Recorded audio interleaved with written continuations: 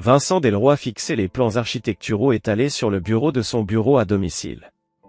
Ses doigts calleux suivaient les détails complexes de ce qui allait devenir le nouveau gratte-ciel de luxe de San Francisco. À 43 ans, il avait bâti Delacroix Construction à partir de rien, en faisant l'une des entreprises de construction les plus prestigieuses de la côte ouest. Si vous avez aimé la vidéo, n'oubliez pas de vous abonner à ma chaîne, d'activer les notifications, de laisser un like et un commentaire sous la vidéo. Le succès de la société était le fruit de son éthique de travail implacable et de ses standards inflexibles, des qualités qui lui avaient valu autant de fortune que de crainte. Encore en train de brûler la chandelle par les deux bouts ? Lança la voix de Nathalie depuis l'embrasure de la porte, un verre de vin rouge entre ses doigts parfaitement manucurés. Vincent ne leva même pas les yeux. Le délai du projet Portman a été avancé. Il faut bien que quelqu'un veille à ce qu'on ne perde pas le contrat. Nathalie poussa un soupir, un de ceux chargés d'une déception devenue routinière. Tu avais promis de lever le pied sur les nuits tardives, Vincent. La compétition de natation d'Amanda, c'est demain. Vincent leva enfin les yeux vers sa femme, après 15 ans de mariage. À 39 ans, Nathalie Delroy était toujours aussi ravissante, ses cheveux blonds dorés retombaient en vagues parfaites, ses yeux émeraudes avaient autrefois captivé son cœur. Ce soir, elle portait une tenue qu'il ne reconnaissait pas qu'une robe noire de cocktail, un peu trop habillée pour une soirée tranquille à la maison. « Dîner d'affaires pour le comte Peterson ?» demanda-t-il en hochant la tête vers sa tenue. Quelque chose traversa furtivement le visage de Nathalie. « Réunion du comité de charité. Je te l'ai dit la semaine dernière. » Vincent hocha la tête, bien qu'il n'en ait aucun souvenir. Depuis un an, leur conversation s'était réduite à des échanges utilitaires, deux navires se croisant dans la nuit, ne partageant que les informations nécessaires. Il se demanda quand, exactement, ils avaient cessé de réellement se parler. « Je serai là pour Amanda demain », promit-il en revenant à ses plans. « Je n'ai jamais manqué une compétition. » Après le départ de Nathalie, Vincent s'adossa à son fauteuil, son esprit vagabondant vers leur fille. Amanda, 16 ans, farouchement indépendante, avait hérité de sa détermination et de la beauté de sa mère. Malgré son emploi du temps infernal, il avait toujours fait en sorte d'être présent pour les moments importants. Quoi qu'il se passe entre lui et Nathalie, Amanda restait son étoile du Nord. Son téléphone vibra. Un message de Léo Harmon, son plus vieil ami et chef de la sécurité de l'entreprise. « Faut qu'on parle demain. Quelque chose que tu dois savoir. » Petit déjeuner chez Sullivan, 7 heures. Vincent fronça les sourcils. Léo n'était pas du genre à envoyer des messages cryptiques. Il répondit simplement « D'accord », puis retourna à son travail, sans se douter que les fondations de sa vie commençaient déjà à se fissurer. Le lendemain, au Sullivan's dîner. Vincent glissa dans la banquette en face de Léo, un ancien marine trapu, toujours mal rasé, à la loyauté inébranlable. « J'espère que c'est important », dit Vincent en commandant un café noir. « J'ai la commission de zonage à 9 heures. » L'expression de Léo resta grave. « C'est à propos de Nathalie. » La tasse de Vincent s'arrêta à mi-chemin de ses lèvres. « Quoi, Nathalie ? Elle voit quelqu'un, régulièrement. » Léo fit glisser une enveloppe en craft de l'autre côté de la table. « J'ai eu du mal à y croire moi-même, mais Davis, de notre équipe de sécurité, l'a vue à l'hôtel Méridien, il y a 3 semaines. J'ai fait des vérifications depuis. » Vincent ouvrit l'enveloppe, impassible.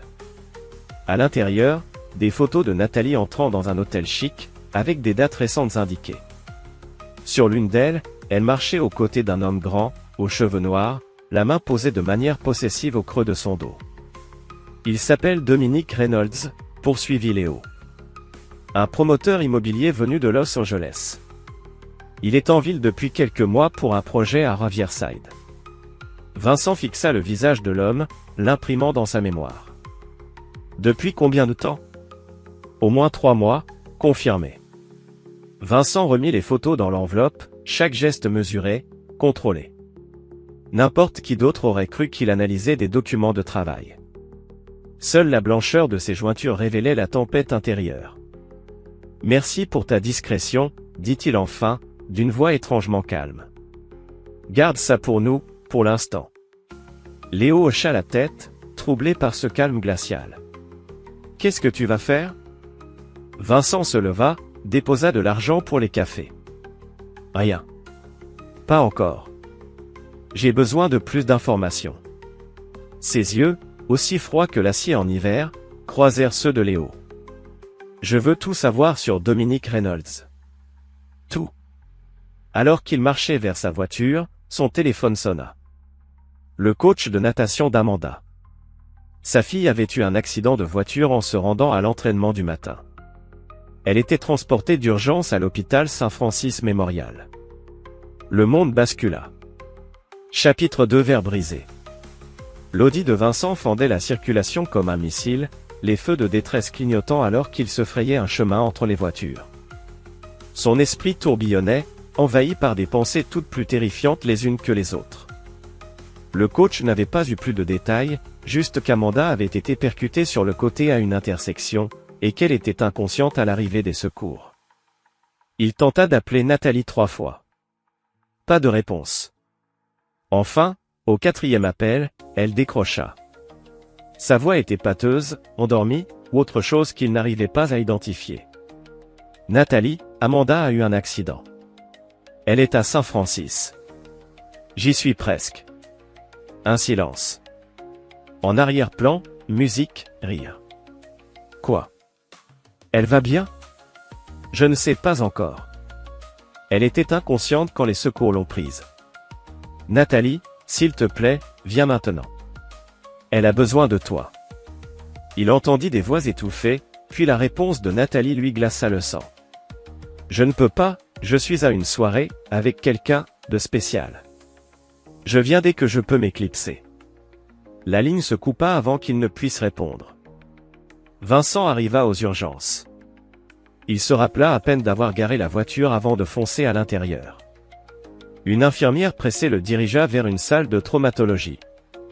Le docteur Mitchell, un homme au visage grave, aux cheveux poivre et sel, était en train d'examiner Amanda. « Monsieur Delacroix, dit-il en hochant la tête. Votre fille souffre d'une commotion cérébrale, de 3 côtes cassées et une fracture du poignet. Nous attendons encore les résultats du scanner pour écarter toute hémorragie interne, mais ses signes vitaux sont stables. » Vincent s'approcha du lit de sa fille. Le visage d'Amanda était pâle, une entaille marquait son front. Sa respiration était faible, mais régulière. Il lui prit doucement la main qui n'était pas blessée. « Elle a eu de la chance, » poursuivit le docteur Mitchell. « L'impact s'est produit du côté passager. Si quelqu'un avait été avec elle. » Il laissa sa phrase en suspens. Vincent acquiesça, soulagé que ses blessures ne soient pas plus graves. Quand se réveillera-t-elle? Difficile à dire avec une commotion. Ça peut être dans quelques minutes, comme dans quelques heures. 3 heures plus tard, Amanda finit par bouger. Ses paupières papillonnèrent. « Papa. » Sa voix n'était qu'un murmure. « Je suis là, ma chérie, » répondit Vincent en lui serrant doucement la main. « Tu vas t'en sortir. » Les yeux d'Amanda fouillèrent la pièce. « Où est maman ?» La mâchoire de Vincent se contracta. Pendant toutes ces heures passées au chevet d'Amanda, Nathalie n'était toujours pas venue. Ses appels s'étaient perdus dans la messagerie. « Elle est en route », mentit-il, refusant d'ajouter de l'angoisse à la douleur de sa fille. Aux alentours de midi, Amanda s'était rendormie lorsqu'un tumulte dans le couloir attira l'attention de Vincent. Des ambulanciers passèrent en trombe, poussant un brancard. Des médecins criaient des ordres. Quelque chose dans ce chaos poussa Vincent à s'approcher de la porte. Un 6e sens qu'il ne s'expliquait pas. Sur le brancard. Nathalie. Son visage était couvert de sang, sa robe déchirée. Un masque à oxygène dissimulait ses traits. Derrière elle, tout aussi mal en point, une coupure au-dessus de l'œil.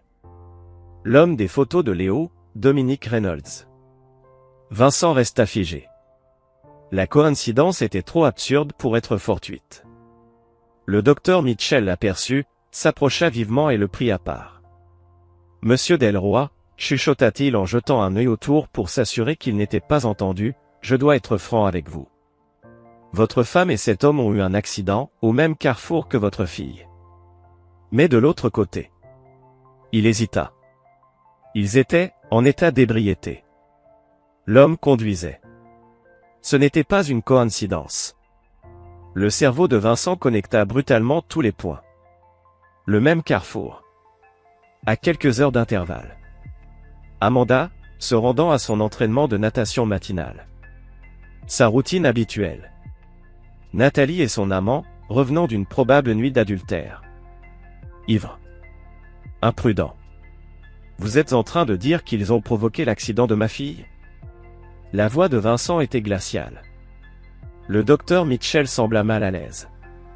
La police enquête, mais les premiers rapports suggèrent que leur voiture a grillé le feu rouge, causant l'accident. Ils ont fui la scène, puis sont revenus des heures plus tard, toujours sous l'effet de l'alcool, et ont eu leur propre collision. Quelque chose de froid et de terrible cristallisa dans la poitrine de Vincent. L'infidélité de sa femme avait failli tuer leur fille. Et au lieu de venir à l'hôpital quand Amanda avait besoin d'elle, Nathalie avait poursuivi sa débauche avec son amant. « Merci de m'avoir informé, » dit Vincent, son calme masquant la rage qui bouillonnait en lui. « J'apprécierais votre discrétion, le temps que je trouve comment annoncer cela à ma fille. » Le docteur Mitchell hocha la tête, grave. « Bien sûr. Mais sachez que la police voudra bientôt recueillir des témoignages. » Vincent retourna dans la chambre d'Amanda. Son esprit déjà en train de calculer, de planifier. Il appela Thomas Wells, son avocat. « J'ai besoin que tu viennes immédiatement à l'hôpital. » Puis il appela Léo. « Il me faut une équipe de sécurité pour la chambre d'Amanda. Personne n'entre sauf le personnel médical et moi. » Il fit une pause. « Et Léo? »« Nathalie est ici aussi. Elle était dans l'accident. Avec Reynolds. Ce sont eux qui ont causé l'accident d'Amanda. » Léo eut un souffle audible à l'autre bout du fil. « Bon sang, Vincent. Qu'est-ce que tu veux que je fasse? » « Tout. Mais tout en marche. Maintenant. » Après l'appel, Vincent regarda sa fille endormie. Son visage juvénile marqué par les blessures causées par l'insouciance de sa propre mère. À cet instant précis, quelque chose mourut en Vincent Delroy. Toute trace d'amour ou de clémence qu'il pouvait encore ressentir pour sa femme, ou pour quiconque menaçait sa famille. Il les ferait payer. Pas rapidement. Pas visiblement. Mais entièrement. Froidement. Et sans la moindre once de pitié. Chapitre 3, l'architecte de la vengeance. 2 jours plus tard, Amanda fut autorisée à quitter l'hôpital sous la garde de Vincent. Tout ce qu'elle savait, c'était que sa mère avait aussi eu un accident et se remettait encore. Vincent avait décidé d'attendre qu'elle soit plus forte avant de lui révéler la vérité, toute la laide vérité. Nathalie était toujours hospitalisée, avec un poumon perforé et des saignements internes.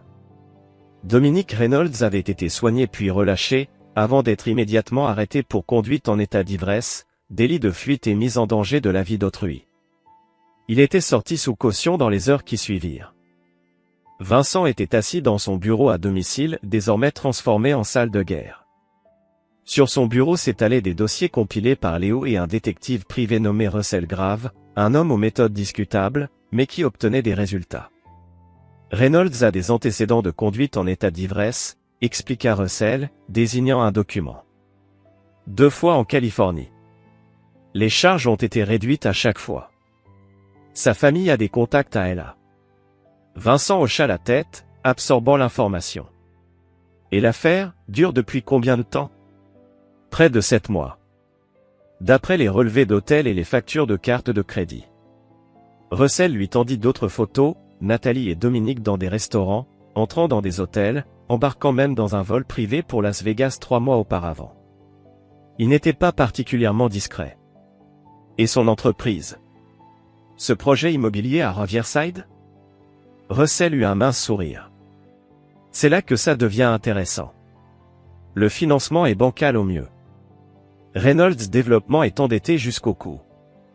Il court désespérément après des investisseurs, dont votre femme. Les yeux de Vincent se plissèrent. Ma femme n'a pas de capital à investir. Non, mais vous, oui. Russell fit glisser vers lui des relevés bancaires. Des retraits massifs de comptes conjoints. Près de 2 millions de dollars en 6 mois. Elle finance son projet avec votre argent, Monsieur Delroy. Une colère glaciale envahit les veines de Vincent. Non seulement Nathalie avait trahi leur mariage, mis leur fille en danger, mais elle finançait son amant avec l'argent durement gagné de Vincent. Thomas Wells, l'avocat de Vincent, arriva alors que Russell s'en allait. Son expression sombre était à la hauteur de la situation. « J'ai déposé une requête d'urgence pour la séparation des biens », confirma Thomas. Vu les circonstances, le juge l'a approuvé immédiatement. Vos comptes personnels et professionnels sont désormais protégés. Et le reste ? Thomas posa un dossier sur le bureau. Les papiers du divorce sont prêts. J'ai aussi parlé au procureur. Ils envisagent de requalifier les charges contre Reynolds, agression avec arme mortelle. Les preuves qu'ils ont causé l'accident d'Amanda sont accablantes. Vincent acquiesça, mais son esprit était déjà au-delà des simples conséquences juridiques. Et la garde ? Vu les actions de Nathalie et l'âge d'Amanda, je ne prévois aucune difficulté. Le juge prendra en compte les préférences d'Amanda. Et elle me choisira, dit Vincent avec certitude. Une fois Thomas parti, Vincent se versa un rare verre de whisky. Il se posta devant la fenêtre, contemplant la skyline de San Francisco. Dans la construction, il avait appris une chose. Parfois, la meilleure façon de reconstruire, c'est de démolir entièrement. Nathalie allait tomber. Et Dominique avait détruit ce qu'il chérissait le plus, la sécurité et la confiance de sa famille. Désormais, il allait démanteler leur vie avec la même précision méthodique qu'il appliquait à ses affaires. Son téléphone vibra, un message de l'hôpital Saint-Francis. Nathalie demandait à le voir. Vincent esquissa un sourire glacial. Le premier coup de sa partie savamment orchestrée était sur le point de commencer. Le lendemain matin, Vincent entra dans la chambre d'hôpital de Nathalie, le visage masqué d'un mari inquiet, bien qu'un dossier de preuves soit niché sous son bras. Elle sembla réellement soulagée de le voir, son visage pâle s'éclairant. « Vincent, souffla-t-elle, Dieu merci.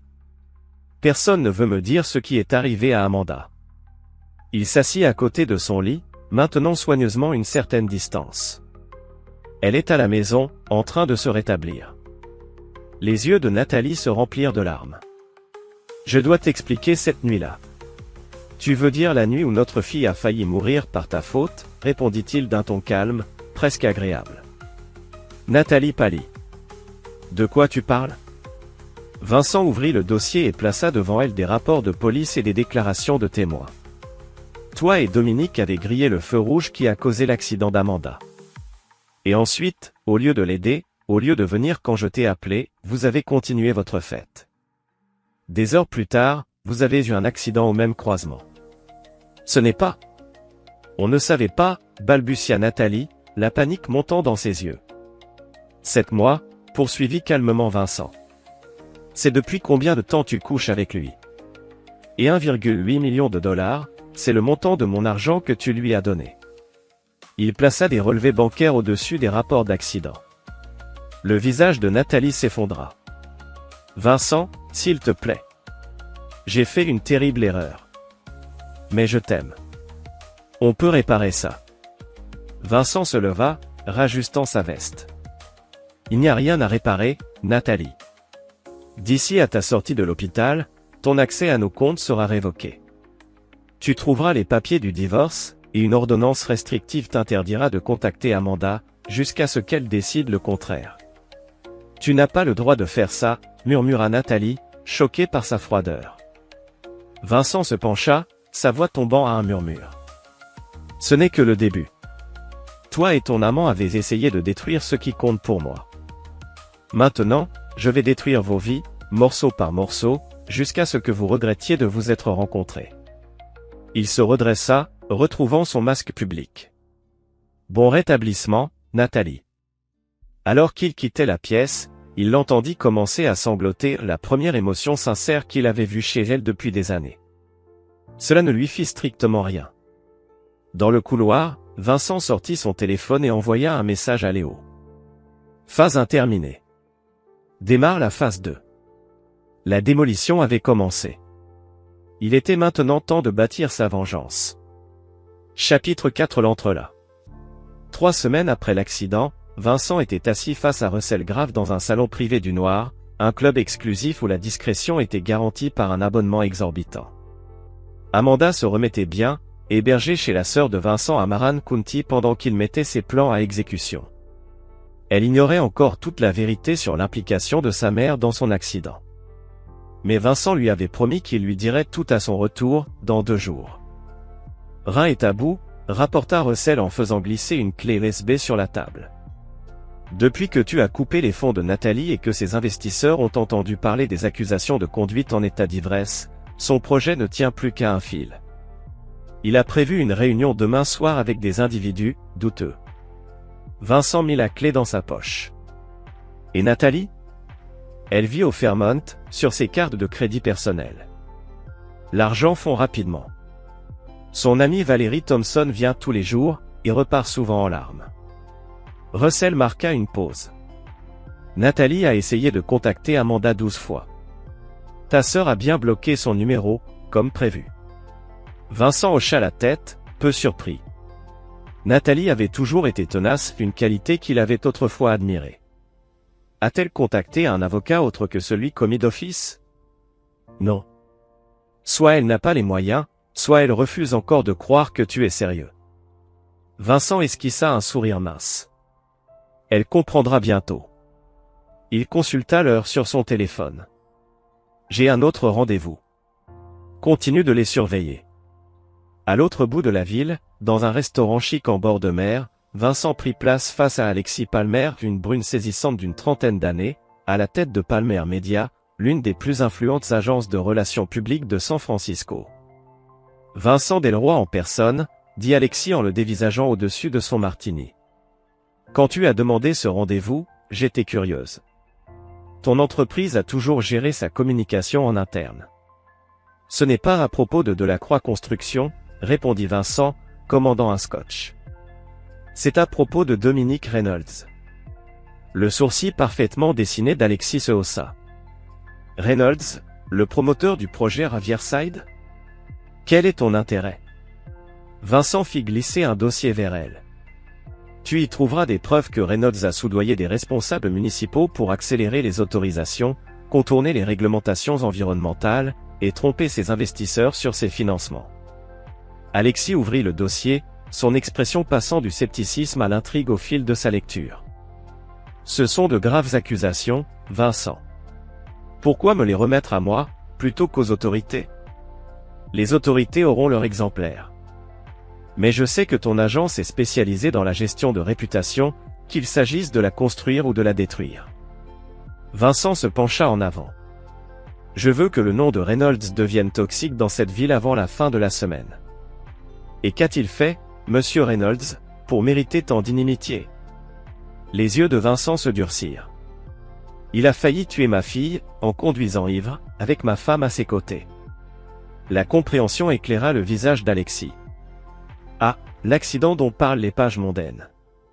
Je n'avais pas fait le lien. Elle referma le dossier. Ce serait un excellent sujet pour plusieurs journalistes que je connais. Je suis prêt à rémunérer ton agence très généreusement pour une gestion exclusive de cette information. Alexis l'observa un long moment. Ce n'est pas une question d'argent, n'est-ce pas, Vincent? Tu veux le détruire complètement.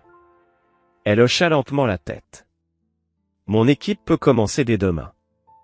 Mais attention, une fois que cela sortira, rien ne pourra l'arrêter. Le contre-coup pourrait atteindre ta femme aussi. Le sourire de Vincent fut glacial. C'est ce que j'espère. Ce soir-là, Vincent retrouva Léo qui l'attendait dans son bureau. Le chef de la sécurité semblait préoccupé. On pourrait avoir un problème, dit Léo sans détour. Reynolds a rencontré quelqu'un aujourd'hui qui ne correspond pas à son schéma habituel. Un certain Garrett Walsh. Vincent fronça les sourcils. Ce nom me dit quelque chose? Walsh est un ancien militaire, radié pour faute grave. Maintenant, il travaille comme homme de main. Pas le genre garde du corps habituel, plutôt celui qui règle les problèmes de façon définitive. Vincent digéra l'information, son expression plus calculatrice qu'inquiète. Reynolds est assez désespéré pour envisager la violence. On dirait bien. Tu veux que j'intervienne? Vincent réfléchit un instant. Non. Voyons où cela mène. Mais augmente la sécurité autour d'Amanda. Et assure-toi que notre ami Reynolds sache qu'on le surveille. Il se tourna vers son bureau et sortit des plans architecturaux. Et pour l'autre affaire? Léo acquiesça et sortit ses propres documents. J'ai sécurisé le terrain adjacent au projet de Reynolds, comme tu l'avais demandé. L'ancien propriétaire était ravi d'accepter notre offre. Excellent. Vincent déploya une carte du district de Riverside.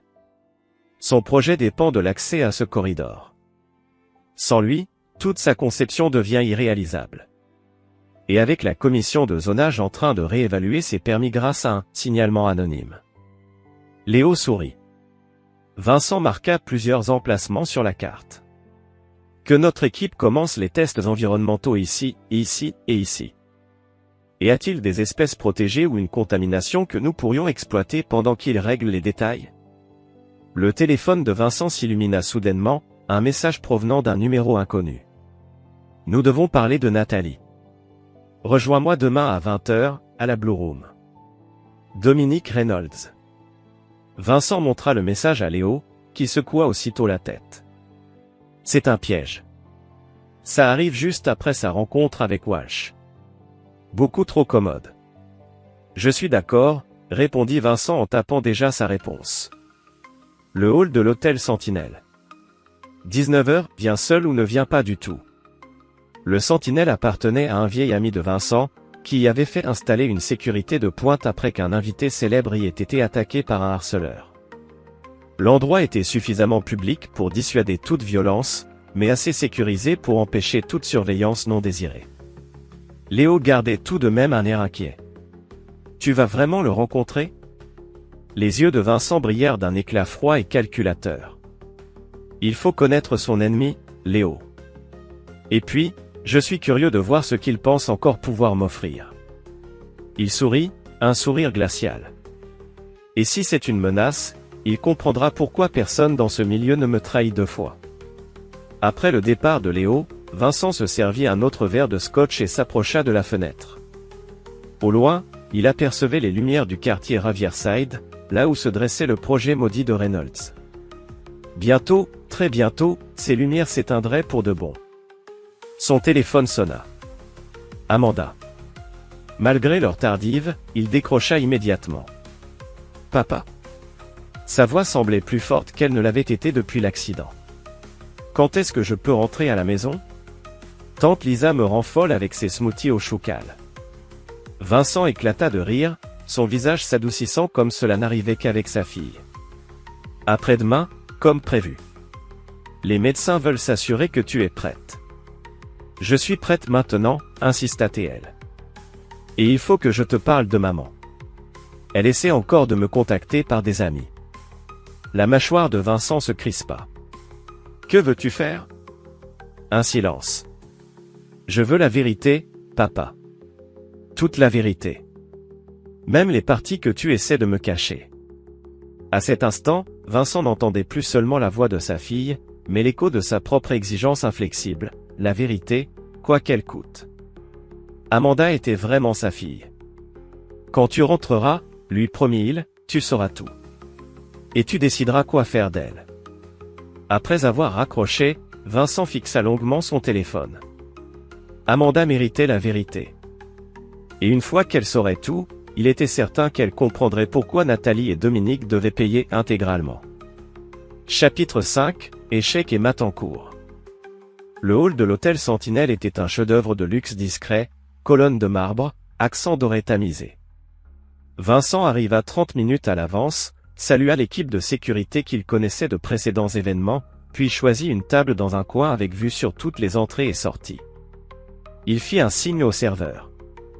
Un Macallan 18, sec. Il s'installa, prêt à attendre. Dominique Reynolds arriva à 19h précise, bien moins soigné que sur les photos que Vincent avait étudiées. Son costume de créateur était impeccable, mais ne cachait pas la tension de ses épaules. Des cernes profonds trahissaient des nuits sans sommeil. Delroy, dit Dominique en s'asseyant sans tendre la main. Vincent hocha simplement la tête, sirotant calmement son scotch. Tu voulais parler ? Parle. La mâchoire de Dominique se crispa face au ton méprisant de Vincent. La situation nous échappe. Je pense qu'on peut trouver un accord, bénéfique à tous les deux. Bénéfique ? Vincent répéta le mot, dégoulinant de mépris. Qu'est-ce que tu pourrais bien m'offrir qui me serait bénéfique ? Ta femme veut divorcer. Toi, tu veux te venger. Ne faisons pas semblant. Dominique se pencha en avant. Je peux m'assurer que la séparation soit propre. Pas de contestation, pas de publicité, pas de procès interminable. Nathalie acceptera le minimum que tu proposes. Vincent éclata de rire, sincèrement, mais sans une once d'humour. Et pourquoi ferais-tu ça ? Parce que mon projet est plus important que ma relation avec Nathalie. La franchise de Dominique surprit Vincent. Le développement de Riverside, c'est mon héritage. Sans ça, je suis fini dans ce métier. Et tu penses que j'ai quelque chose à voir avec tes problèmes actuels ? Vincent resta impassible, savourant intérieurement la panique derrière l'offre de Reynolds. N'insulte pas mon intelligence, Delroy. Les contrôles de permis soudains, les préoccupations environnementales, les blocages d'accès à l'Est, tout porte ta signature. La façade de confiance de Dominique se fissura. Tu démolis méthodiquement tout ce que j'ai construit. Vincent le fixa longuement. Soyons très clairs. Tu as couché avec ma femme, volé mon argent et failli tuer ma fille par ta négligence. Et maintenant, tu veux négocier ? Les affaires sont les affaires. Ce qui s'est passé avec Nathalie et l'accident, c'était personnel. Regrettable, mais séparé. Rien n'est séparé, répondit Vincent d'une voix douce, dangereuse. Chaque action a des conséquences. Tu n'en es qu'au début des tiennes. Donc c'est fini ? Pas de discussion possible ? Vincent se leva, boutonna sa veste avec lenteur. Il n'y a rien à discuter. Tu as détruit ce qui comptait le plus pour moi. Maintenant, je vais te prendre tout ce qui compte pour toi.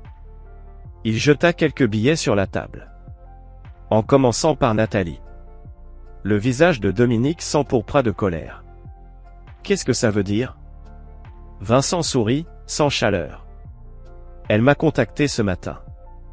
Il semble qu'elle reconsidère ses choix, maintenant que ses cartes de crédit sont bloquées et que son amant ne peut plus financer son train de vie.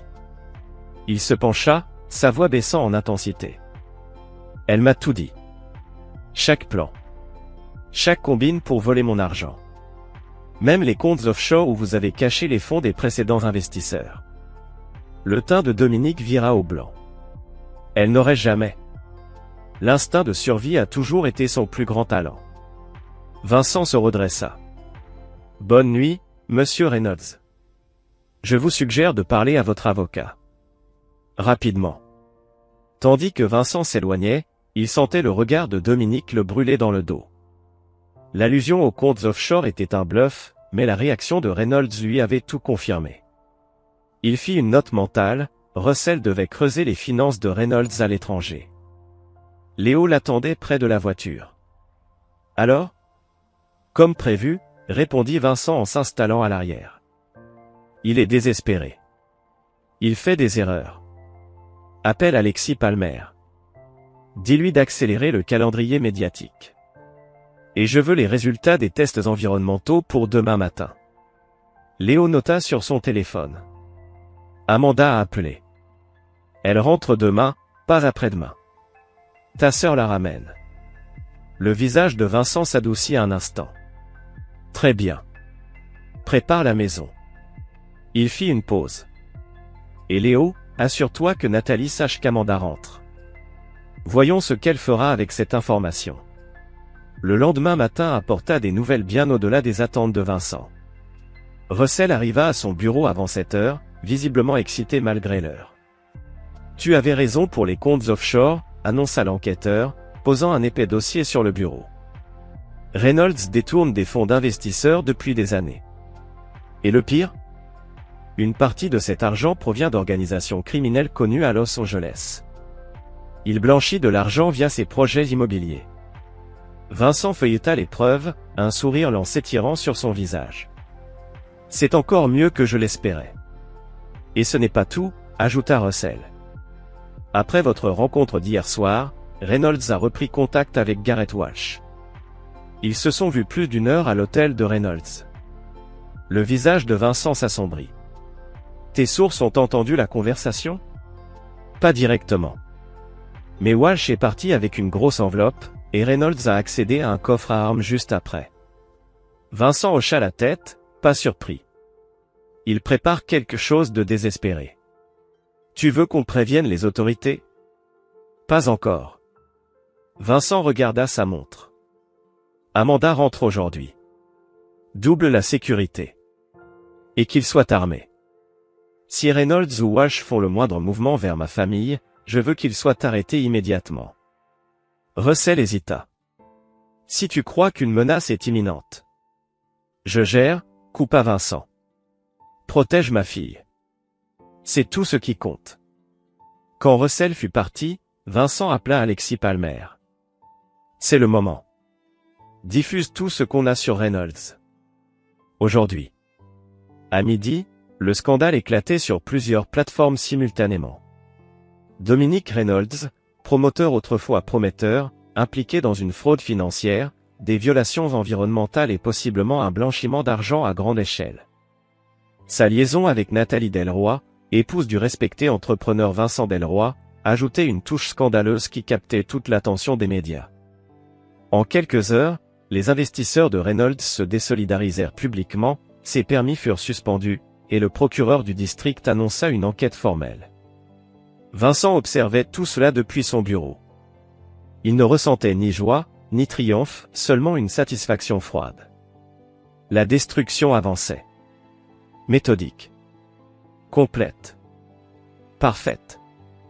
Et pourtant, inarrêtable, son téléphone sonna. Thomas Wells. Vincent, je viens d'apprendre que l'avocat de Nathalie s'est retiré de la procédure de divorce.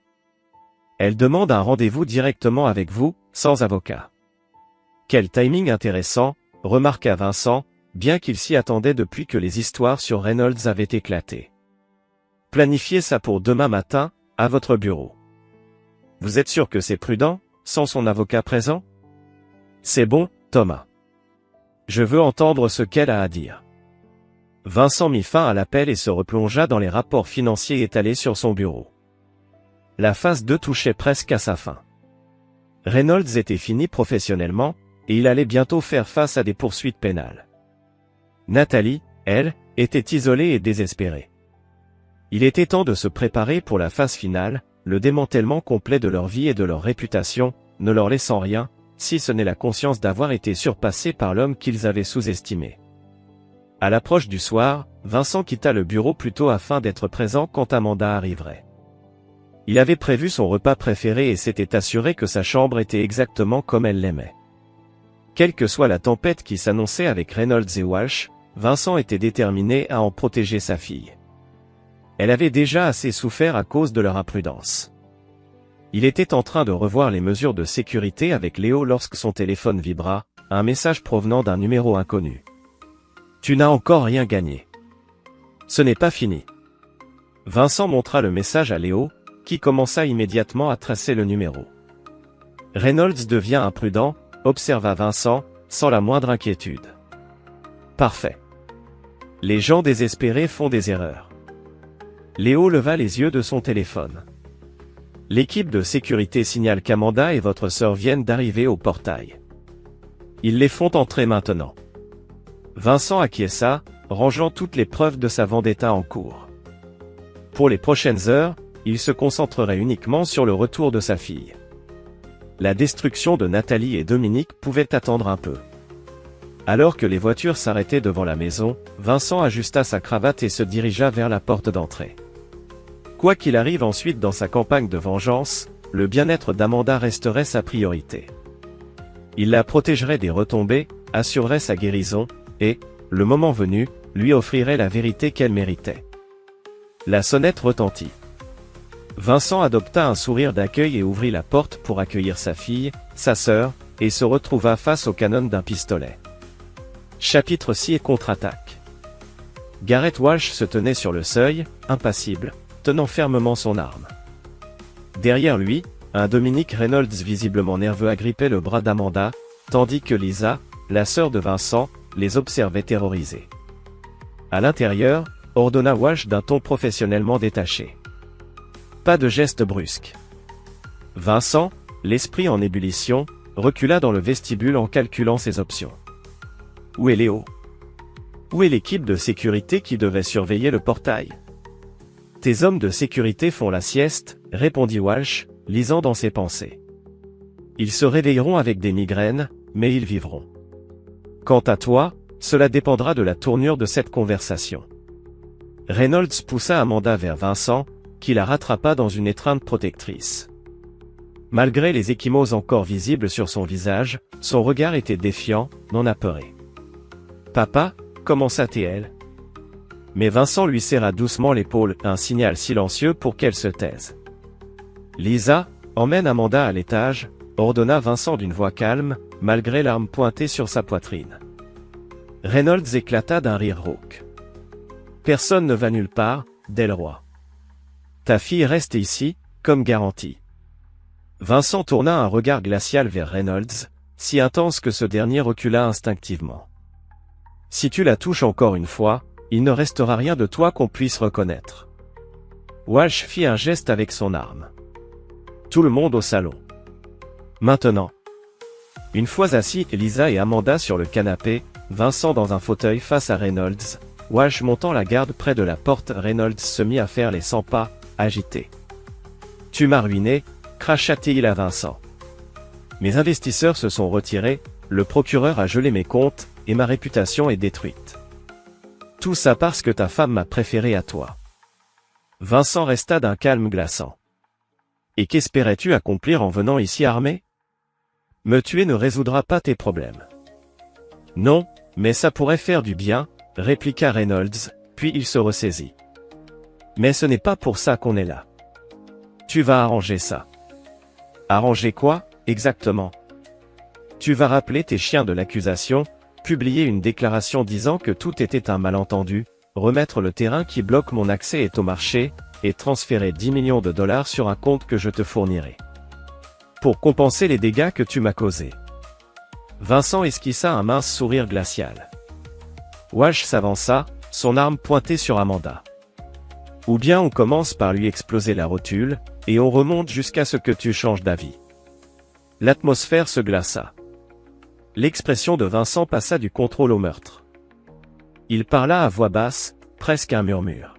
« Vous venez de commettre une erreur fatale. » Reynolds rit nerveusement. « T'es pas exactement en position de faire des menaces, Delroy. »« Papa » dit Amanda soudainement, d'une voix étonnamment ferme. « C'est maman. » Tous les regards se tournèrent vers elle, confus. « Quoi ?» demanda Reynolds. « Maman est dehors » précisa Amanda en désignant la fenêtre. « Elle me suit depuis l'hôpital. » Reynolds et Walsh échangèrent un regard inquiet. Ce paramètre n'avait pas été prévu. Vincent comprit aussitôt ce que faisait sa fille, semer la confusion, gagner du temps. Il sentit une bouffée de fierté devant son intelligence. « Nathalie est ici ?» demanda Vincent, jouant le jeu. « Va voir si elle est seule » ordonna Reynolds à Walsh, qui s'approcha prudemment de la fenêtre. Ce moment d'inattention fut tout ce dont Vincent avait besoin. D'un geste fluide, il saisit une arme cachée sous le coussin du fauteuil, l'une des nombreuses dissimulées dans la maison depuis l'accident. « À terre !» cria-t-il à Amanda et Lisa, tirant une balle qui atteignit Walsh à l'épaule avant qu'il ne puisse se retourner complètement. Walsh chancela mais ne tomba pas, relevant son arme. Vincent se jeta sur le côté alors que les tirs éclataient, éclatant le fauteuil. Il roula derrière un lourd buffet en chaîne et tira 2 fois, forçant Walsh à se mettre à couvert. Reynolds, pris de panique, se jeta vers Amanda. On ne savait s'il voulait la prendre en otage ou s'il agissait par pur désespoir. Il ne l'atteignit jamais. Amanda, malgré ses blessures, lui asséna un coup de pied dans le genou. Reynolds chancela. Lisa, faisant preuve d'un courage inattendu, saisit un vase en cristal et l'écrasa sur l'arrière de sa tête. Reynolds s'effondra, vaincu par son propre costume hors de prix et une suite de très mauvaises décisions. Walsh, comprenant que tout était perdu, tira plusieurs coups au hasard avant de fuir vers la porte d'entrée. Vincent le poursuivit avec prudence, déterminé à ne pas le laisser s'échapper mais priorisant la sécurité de sa famille. La porte s'ouvrit brusquement. Léo Harmon s'y tenait, du sang coulant de sa tempe, mais son arme bien droite. « Pose-la », ordonna-t-il d'une voix ferme, sa formation de marine évidente dans sa posture et son sang-froid. Walsh hésita. Blessé, acculé entre deux hommes armés, il abaissa lentement son arme. « Sage décision », commenta Vincent en gardant son arme pointée sur lui pendant que Léo l'attachait. Dans le salon, Amanda et Lisa avaient ligoté Reynolds à l'aide de ceintures tirées de la collection de Vincent. Le promoteur, toujours groggy, ne comprenait pas encore vraiment ce qui lui arrivait. « J'ai appelé la police quand j'ai repris connaissance », expliqua Léo. « Il devrait arriver d'une minute à l'autre. L'équipe de sécurité est inconsciente, mais vivante. » Vincent hocha la tête et se précipita vers Amanda. « Tu es blessé ? » ?»« Non, je vais bien. »« Mais papa ? » ?»« Il faut que tu saches quelque chose, maman nous suivait vraiment. J'ai vu sa voiture quand on a quitté la maison de tante Lisa. » Vincent fronça les sourcils et jeta un œil par la fenêtre. Aucune trace de Nathalie. Avait-elle inventé cette histoire pour les distraire, ou Nathalie les surveillait-elle vraiment ? La question devint vite secondaire lorsque les sirènes de police se firent entendre. En quelques minutes, la maison fut envahie d'agents, prenant des dépositions, soignant les blessés. Reynolds et Walsh furent arrêtés, les charges désormais étendues à tentative de meurtre, enlèvement et agression. Des heures plus tard, après le départ de la police et alors qu'Amanda se reposait à l'étage, Vincent était dans son bureau avec Léo, analysant les failles de sécurité. Ils ont utilisé des fléchettes tranquillisantes de qualité militaire, expliqua Léo, toujours honteux malgré son courage. Silencieux, efficace. Walsh savait ce qu'il faisait. Tu as agi avec brio, le rassura Vincent. Mais on va renforcer tout le système. Aucun risque avec Amanda. Léo hocha la tête. Déjà en cours. Mais il y a autre chose. La police a trouvé des documents dans la voiture de Reynolds. Tous les échanges entre lui et Nathalie. Il complotait bien plus qu'un adultère. Vincent se redressa. Quel genre de complot ? Nathalie récoltait des informations sur tes affaires. Projet confidentiel, client. Reynolds les utilisait pour approcher tes concurrents. Une rage glaciale envahit Vincent. La trahison allait encore plus loin que prévu. Espionnage industriel. La police a ajouté des charges de conspiration. Et il cherche maintenant Nathalie pour l'interroger. Elle est où ? Personne ne sait. Elle a quitté l'hôtel Fairmont hier. Plus aucune trace. Ses cartes bancaires n'ont pas été utilisées. Un léger coup frappa à la porte. Amanda apparut, pâle mais déterminée. « Je suis prête pour la vérité maintenant, papa. » Toute la vérité. Vincent échangea un regard avec Léo, qui sortit discrètement. Il invita Amanda à s'asseoir. « Ce n'est pas une belle histoire, » prévint-il. Le regard d'Amanda se durcit, un reflet douloureux de lui-même. « J'ai failli mourir à cause d'eux. J'ai le droit de savoir pourquoi. » Vincent hocha la tête. Et il raconta tout. L'affaire. Le vol financier. L'espionnage industriel. Et enfin, la terrible coïncidence qui avait mis Amanda sur la route de Nathalie et Dominique, ivres, cette nuit-là. Amanda resta silencieuse un long moment. Quand elle parla, sa voix était ferme, malgré les larmes dans ses yeux. « Je ne veux plus jamais la revoir. » Vincent lui prit la main. « C'est toi qui en décideras. » Et maintenant, que leur arrive-t-il ? L'expression de Vincent s'assombrit. Reynolds risque une lourde peine de prison rien que pour ses actes de ce soir, sans parler des délits financiers et de son rôle dans ton accident. Et ta mère, tu n'en as pas fini avec elle, n'est-ce pas ? Demanda Amanda, faisant preuve d'une lucidité rare pour son âge. Vincent ne pouvait pas mentir à sa fille. Pas maintenant. Non, Amanda. Je n'en ai pas fini. Elle hocha lentement la tête. Bien. Elle se leva soudainement, visiblement épuisée. Je vais me coucher. Bonne nuit, papa. Lorsqu'elle partit, Vincent resta dans son bureau, fixant le mur tapissé de photos de famille qu'il n'avait pas encore eu le courage de décrocher. Sur chacune, Nathalie souriait à ses côtés, Amanda dans leurs bras. L'image parfaite de l'épouse et de la mère. Tout était illusion. Des mensonges. Son téléphone sonna. Thomas Wells. Vincent, pardonne-moi pour l'heure tardive, mais je pensais que tu devais l'apprendre immédiatement. Nathalie vient de contacter mon cabinet pour demander une protection d'urgence. Protection contre qui? Contre toi, Vincent. Elle demande une ordonnance restrictive, affirmant qu'elle craint pour sa vie après ce qui s'est passé avec Reynolds ce soir. Vincent éclata de rire, sincèrement amusé par l'audace de cette manœuvre. Où est-elle? Elle ne l'a pas dit. Elle communique par l'intermédiaire d'une nouvelle avocate, Caroline Wright. Très agressive. Très bien connectée. Vincent reconnut le nom. Wright avait la réputation d'être impitoyable dans les affaires de divorce. Un choix intéressant.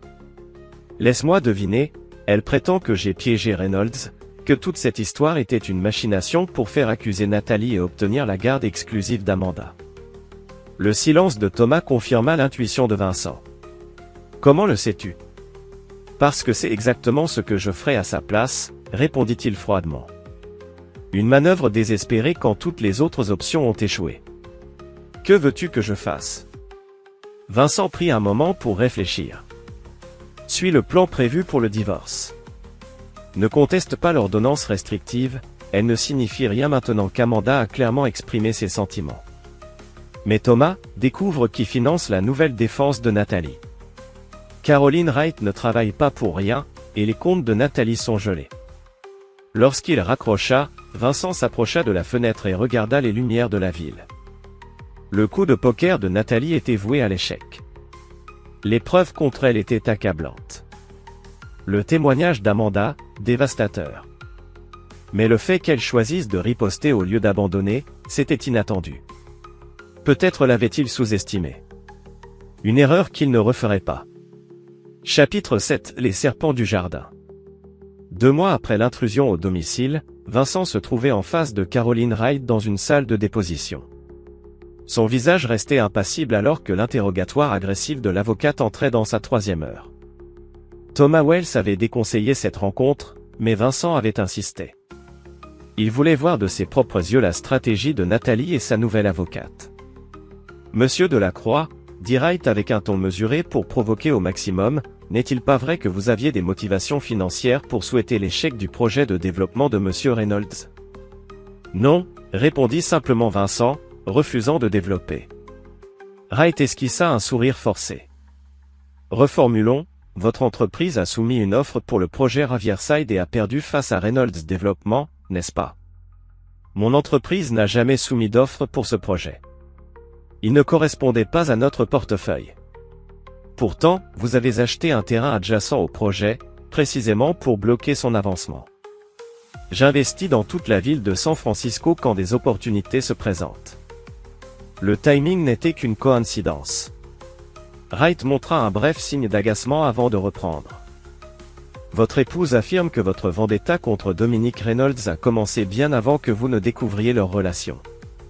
Que vous avez délibérément tenté de le détruire professionnellement, puis utilisé leur liaison comme prétexte après coup. Vincent se pencha légèrement vers elle. Ma femme a détourné près de 2 millions de dollars de nos comptes communs pour financer le projet défaillant de son amant. Elle s'est entendue avec lui pour vendre des informations confidentielles sur mon entreprise à des concurrents. Et pire encore, elle et Reynolds sont responsables de l'accident qui a failli tuer ma fille. Puis ils ont continué leur soirée au lieu de venir à l'hôpital. Ce ne sont pas des allégations. Ce sont des faits, documentés. Wright fouilla nerveusement dans ses dossiers. Parlons de la nuit où M. Reynolds et M. Walsh se sont introduits chez vous. Vous aviez une arme prête, n'est-ce pas? Comme si vous les attendiez. J'avais pris des mesures de sécurité. J'avais reçu des messages menaçants. Une décision justifiée par les événements qui ont suivi. Quelle coïncidence, ces menaces. Objection, intervint Thomas Wells. Elle commente, elle ne pose pas de questions. Très bien, conclut Wright en haussant les épaules. Une dernière question, où étiez-vous dans la nuit du 15 avril, entre 22h et 2h du matin? La question était manifestement un piège. Mais Vincent resta calme. Chez moi, avec ma fille et notre personnel de sécurité. Quelqu'un d'autre que vos employés peut-il confirmer cela? Ma fille peut. Une adolescente de 16 ans, héritière potentielle de votre fortune? Difficile de la qualifier de témoin impartial. Vincent garda le silence. Question rhétorique. Je n'ai pas d'autres questions, conclut Wright. Nous vous recontacterons pour les prochaines dates. Une fois parti, Thomas se tourna vers Vincent, l'air inquiet. Elle cherche quelque chose de précis avec cette histoire du 15 avril. Il faut découvrir ce qui s'est passé ce soir-là.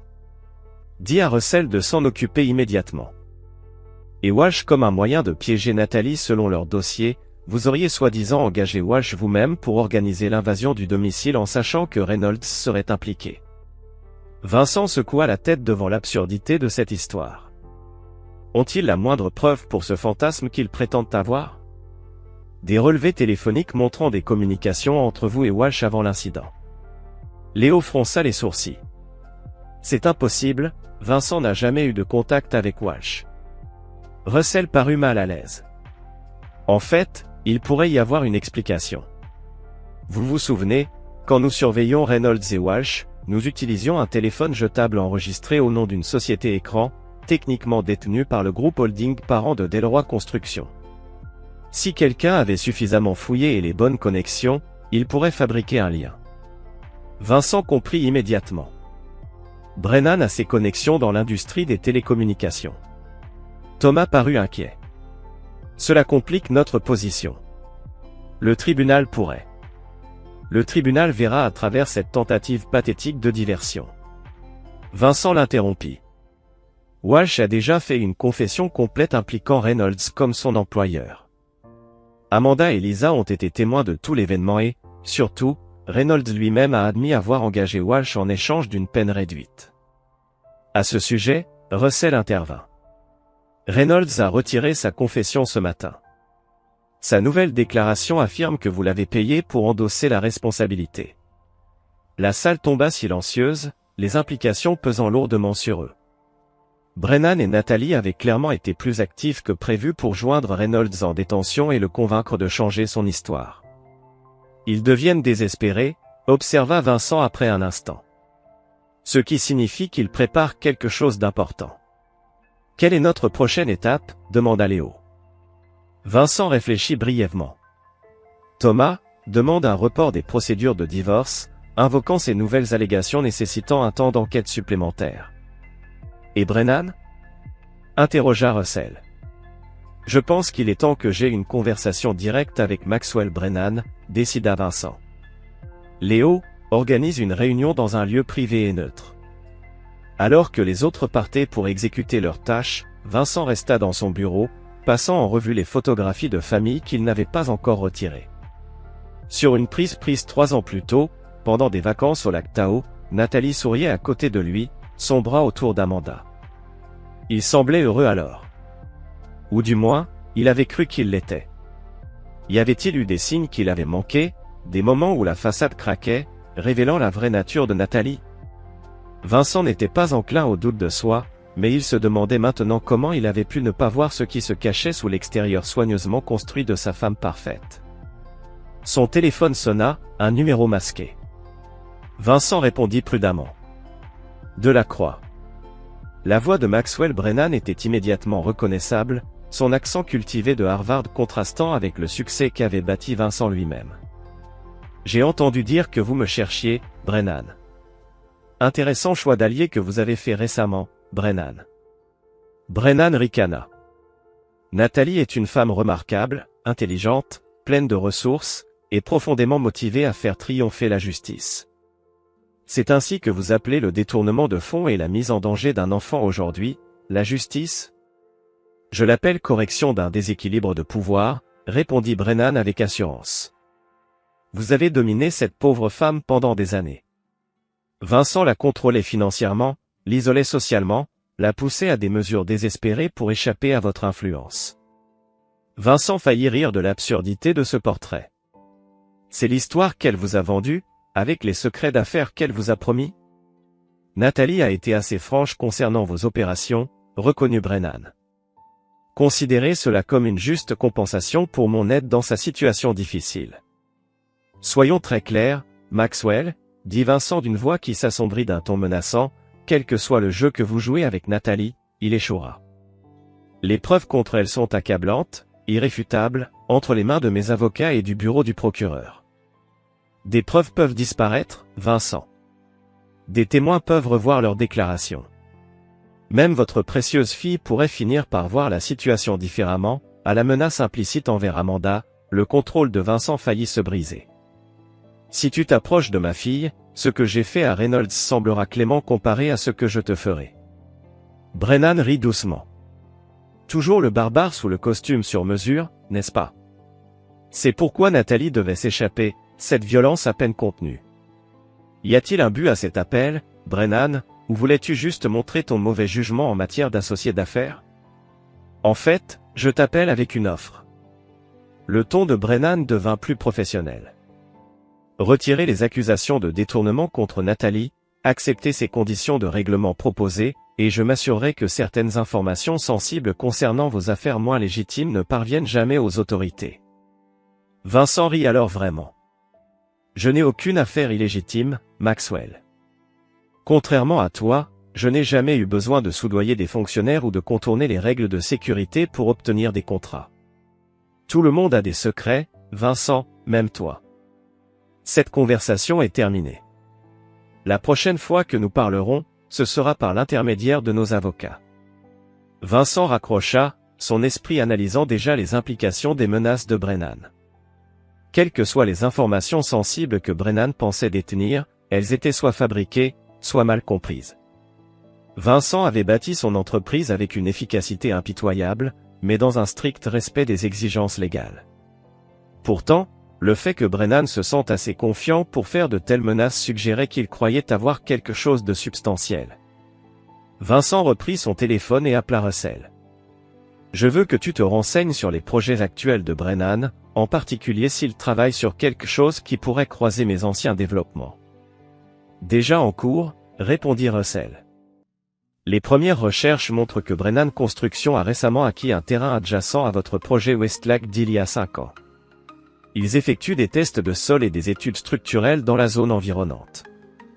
Vincent fronça les sourcils en se rappelant le projet Westlake, un complexe de condominiums de luxe qui avait rencontré de nombreux défis durant son développement, notamment une contamination du sol inattendue qui avait nécessité une remédiation spécialisée. Le projet avait été achevé avec succès et restait l'une des réalisations emblématiques de Delroy Construction, mais le processus de remédiation avait été coûteux et compliqué. Envoie-moi tout ce que tu as sur l'acquisition et les tests de Brennan, ordonna Vincent, et accélère notre calendrier. Quoi que Brennan et Nathalie préparent, nous devons être en avance. En raccrochant, Vincent regarda les lumières de la ville, son expression se durcissant de détermination. Brennan et Nathalie croyaient avoir trouvé un moyen de renverser la situation, de transformer Vincent du chasseur en chassé. Leur confiance suggérait qu'ils détenaient un levier puissant, mais ils avaient oublié la règle la plus fondamentale pour défier Vincent Delroy, ils n'entraient jamais dans un combat sans avoir déjà calculé comment le gagner. Et celui-ci finirait, comme tous les autres, avec ses ennemis complètement et irrémédiablement anéantis. Chapitre 9. Cendre et renaissance. La salle de conférence du cabinet Thomas Wells Law Office était silencieuse alors que Vincent examinait les documents étalés devant lui. La lumière de l'aube filtrait à travers les fenêtres du sol au plafond, illuminant l'aboutissement de 3 jours d'enquête intensive. Nous avons trouvé le rapport environnemental original, annonça Thomas en brisant enfin le silence, celui qui avait été modifié avant le dépôt auprès de la ville. Vincent hocha la tête, peu surpris. Les gens de Brennan ont été minutieux. Le développement Westlac avait effectivement caché un secret, mais pas celui que Brennan attendait probablement. Lors des premiers tests, des niveaux élevés de composés cancérigènes avaient été détectés dans le sol, bien plus élevés que ceux apparus dans le rapport final de remédiation soumis au régulateur. Mais cette différence ne résultait pas d'une falsification de la part de Vincent. La remédiation avait été complète et efficace, confirma Léo en montrant les données de tests indépendants compilés par leur équipe. Le rapport modifié ne cachait pas une contamination, mais les méthodes avancées de remédiation que vous avez développées spécifiquement pour ce projet. Vincent avait investi des millions dans le développement d'un système de bioremédiation propriétaire pour le site Westlac, une méthode qui s'était avérée 3 fois plus efficace que les techniques standards, et qui était devenue depuis un avantage concurrentiel jalousement gardé par Delacroix Construction. Le rapport original avait été modifié non pas pour dissimuler un danger, mais pour protéger les spécifications techniques du système innovant contre les concurrents. Brennan croit avoir trouvé la preuve d'une dissimulation, conclut Vincent, alors qu'en réalité, il a trouvé la preuve d'une innovation qu'il ne pourrait jamais atteindre lui-même. Thomas parut soulagé. Donc, il n'y a aucun problème de responsabilité réel ici. Aucun du tout, confirma Vincent. La remédiation a dépassé les exigences réglementaires de manière substantielle, mais Brennan l'ignore. Il croit avoir trouvé mon talon d'Achille, et Nathalie lui a donné les indices pour chercher là-bas, ajouta Léo. Elle aurait su pour la modification du rapport d'après vos discussions à l'époque, mais pas la raison derrière. Le téléphone de Vincent vibra avec un message de Russell. Colis livré, réponse attendue dans l'heure. Bien, acquiesça Vincent. Tout est en place aux sentinelles. Léo hocha la tête. Équipe de sécurité complète, équipement d'enregistrement et témoins prêts dans la pièce adjacente. Vincent se redressa, ajustant sa cravate avec une précision méthodique. Il est temps d'en finir. 1 heure plus tard, Vincent était seul dans une salle à manger privée de l'hôtel Sentinelle, attendant. L'espace avait été soigneusement préparé, dispositif d'enregistrement caché mais légaux, témoins placés pour observer sans être vus, et agents de sécurité stratégiquement positionnés dans tout l'hôtel. La porte s'ouvrit pour laisser entrer Maxwell Brennan, Caroline Wright, et, à la surprise générale, Nathalie, la future ex-femme de Vincent. Elle paraissait considérablement plus soignée que lors de leur dernière rencontre au centre de bien-être, son tailleur de créateur et son maquillage parfait projetant une confiance plutôt qu'une fragilité. Une délégation complète, remarqua Vincent avec un ton sec. Brennan sourit finement. Nous avons pensé qu'il valait mieux avoir toutes les parties intéressées présentes pour cette discussion. Je suppose que vous avez examiné les documents que Russell a livrés ce matin. Votre tentative désespérée de distraction, intervint Caroline Wright, à peine digne de notre temps. Vincent tourna son attention vers l'avocate. Madame Wright, j'ai invité Monsieur Brennan à cette réunion. Votre présence est tolérée, pas requise. Brennan leva une main apaisante. Caroline est ici à ma demande, Vincent, tout comme Nathalie. Il posa un dossier sur la table, le faisant glisser vers Vincent. Nous avons une proposition pour vous. Vincent ne toucha pas au dossier. Laissez-moi deviner, vous croyez avoir trouvé des preuves de violations environnementales à Westlac et vous menacez de porter ces soi-disant preuves au régulateur à moins que je ne cède à vos exigences. Nathalie se pencha en avant, incapable de se contenir. Nous ne croyons pas Vincent, nous savons. Les rapports environnementaux originaux montrent des niveaux de contamination bien plus élevés que ceux rapportés à la ville, une contamination qui est probablement encore présentée. Une théorie intéressante, dit calmement Vincent. Imparfaite mais intéressante. Ce n'est pas une négociation, déclara Brennan. C'est un ultimatum. Vous retirerez toutes les accusations contre Nathalie, rétracterez publiquement les allégations sur l'accident d'Amanda, acceptez le divorce avec garde partagée et 50% des actifs, et transférez les droits sur la propriété bloquant Reynolds Riverside. Sinon, l'EPA, le procureur et les familles recevront les rapports prouvant vos économies au détriment de la santé publique. Vincent observa leur réaction, puis se tourna vers Nathalie. Pourquoi ai-je modifié ce rapport? Pour cacher la contamination et économiser, répondit-elle. Non, pour protéger un système de dépollution que j'ai développé, corrigea Vincent. Nathalie vacilla. Tu mens. Non, c'est un secret industriel. Vincent sortit un classeur avec des documents prouvant que le site est sûr. Brennan tenta de discréditer, mais Vincent répliqua que leurs preuves sont fausses. Les résidents n'ont jamais eu de problème de santé lié à la contamination. Caroline Wright tenta de ramener la discussion au divorce, mais Vincent l'interrompit et présenta le docteur Harold Freeman, ingénieur environnemental. Il confirma la qualité du système révolutionnaire. Puis Vincent fit entrer Garrett Walsh, menotté. Walsh admit avoir été engagé par Nathalie pour simuler un cambriolage, ce qui fit pâlir Nathalie. Il prouva ses dires avec des preuves. Vincent révéla ensuite des images montrant Nathalie avec Maxwell Brennan, ce qui démontrait leur liaison plus ancienne que celle avec Reynolds. Il accusa Brennan d'avoir utilisé Nathalie pour espionner ses affaires via Reynolds. Nathalie tenta de partir, mais Vincent la retint et continua. Votre double vie a conduit à l'accident d'Amanda. Nathalie pleura, avouant que c'était un accident. Vincent conclut. Nathalie aura ses droits légaux, pas de contact avec Amanda sauf si elle le souhaite. Brennan doit se retirer des projets liés à Vincent. Brennan menaça de tout rendre public, mais Vincent fit valoir qu'il ferait tomber Brennan avec ses preuves. Finalement, ils acceptèrent l'accord. En partant, Nathalie murmura un merci à Vincent. Il répondit. Cette bataille n'est pas finie, mais nous avons gagné un round. Blue Crab taking it. Congratulations, Blue Crab.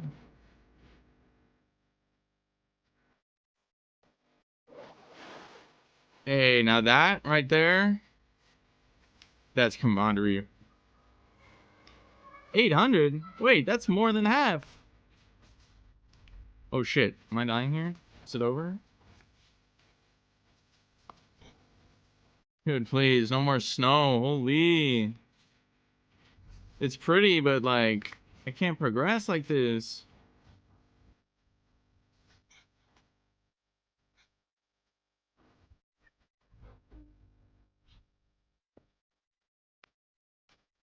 Okay.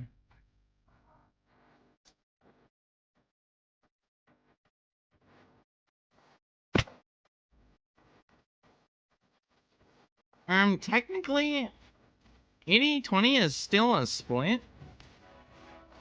You gotta do cat nerd. Oh, look how fast we are, chat. I'm drifting. Sheesh. Dude, should we just re-roll the world? I'm over this. Oh, fuck.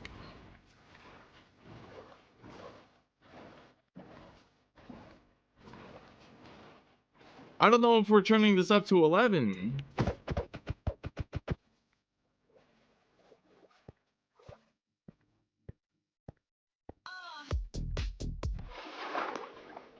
Whoa. That's a screenshot.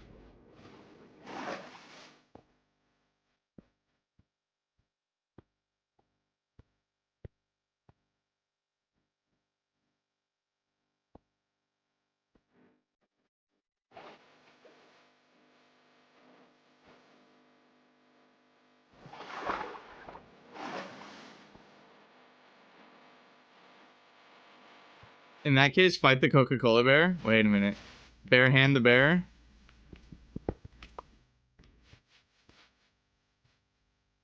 I'm kind of down, bro. This world sucks. Yeah, it's just... Alright. Fuck it, dude.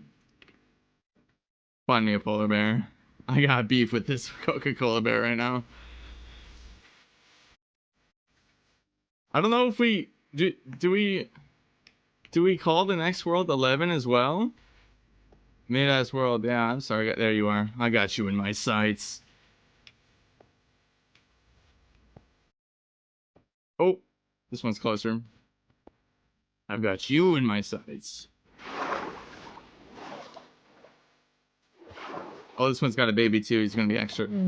Here we go. Ready? Oh. Oh, shit! I got this.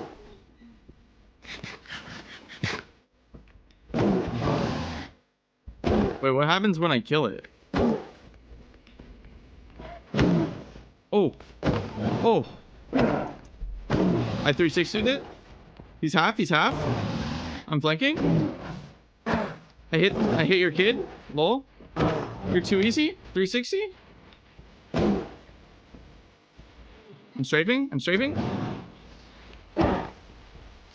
I'm breaking his ankles. I'm gonna kill it.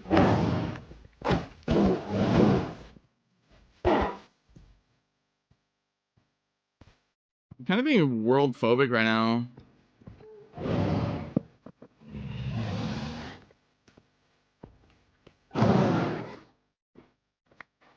Too easy, bro.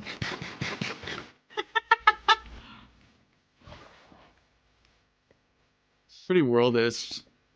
Shit. Oh shit. Chat, are we canceled? Is it over? Is it time to hang it up? This is for real about to be the intro to a Disney movie. I'm leaving him in that boat. Oh, I'm fucking dancing around him. Oh, it's bad.